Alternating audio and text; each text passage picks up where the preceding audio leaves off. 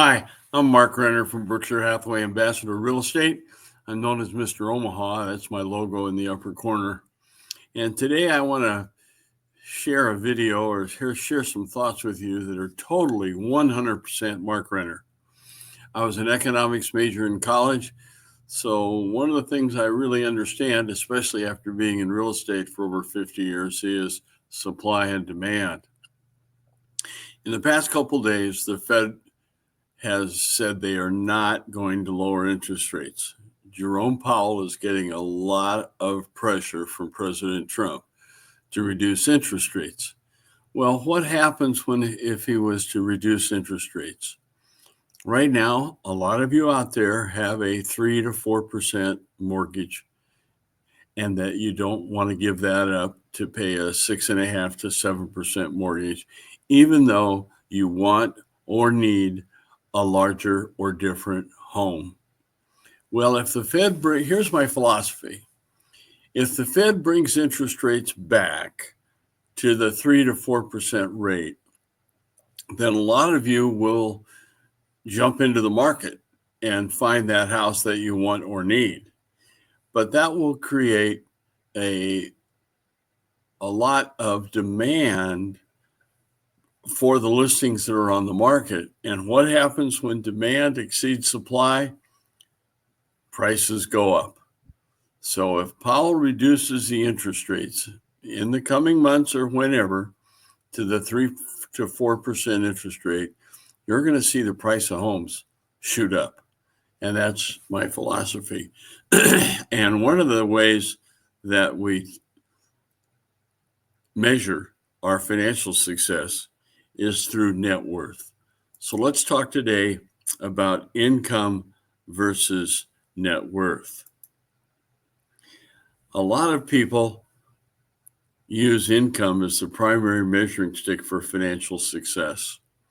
But is it the really best indicator of wealth? Wealth is what we're trying to accumulate. What about your net worth? And what's the difference between the two anyway? Well, your income tells you how much money you bring in every year, but your net worth gives you a true picture of where you stand financially. Let's dive into the differences between income and net worth and find out how these differences might affect your retirement future. Net worth is simply what you own, assets, minus what you owe, liabilities. In other words, the total value of your assets minus your liabilities, also known as debt, equals your net worth. For example, if you own a home worth $300,000 and you owe $100,000 on it, you have $200,000 in equity toward your net worth. So to calculate your total net worth, add up the value of all the things you own and subtract how much you owe, if anything, on those things. So is it better to have a higher income, or a higher net worth? Let's pretend Katie is a marketing executive who makes $150,000 a year and has a net worth of $20,000. Her friend Lacey is a school teacher who makes $45,000 a year and has a net worth of $250,000. Question: who has more wealth, the marketing executive or the school teacher? You got it. Lacey, the school teacher who makes $45,000 a year and has a net worth of $250,000. That's why we say your income isn't an accurate snapshot of your financial situation.